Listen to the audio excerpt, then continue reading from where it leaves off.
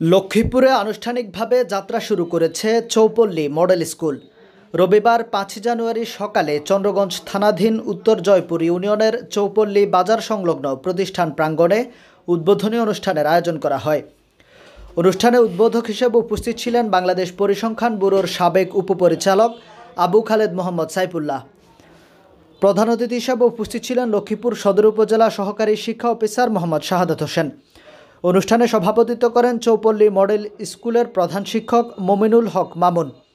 বিশেষ অতিথি হিসেবে উপস্থিত ছিলেন লক্ষ্মীপুর রিপোর্টার্স ইউনিটির সভাপতি মোহাম্মদ রফিকুল ইসলাম, লক্ষ্মীপুর জেলা ওয়ামির সাধারণ সম্পাদক হাবিবুর রহমান সবুজ, সহসভাপতি রেজাউল করিম সুমন, ৯ নং উত্তর জয়পুর ইউনিয়ন বিএনপির সভাপতি মোহাম্মদ মোস্তফা, সহসভাপতি মোহাম্মদ জয়নাল আবেদিন পাটোয়ারি, সাধারণ সম্পাদক কুতুবুল হায়দার চৌধুরী, ইউনিয়ন যুবদলের সাবেক সভাপতি মোহাম্মদ সোহরাব ভূঁইয়া প্রমুখ। এছাড়া উপস্থিত ছিলেন সহকারী প্রধান শিক্ষক তাসমিহা আক্তার সুমি, সহকারী শিক্ষক জান্নাতুল ফেরদৌস স্বর্ণা, সানজিদা আক্তার শুক্লা মজুমদার, সেলিনা আক্তার, হাসিনা আক্তার লিজা, মোহাম্মদ আশিকুর রহমান, হাফেজ নুরুল হক, সুমাইয়া আক্তার, আফসানা আল মিহি সহ প্রতিষ্ঠানের শিক্ষার্থী ও অভিভাবকবৃন্দ।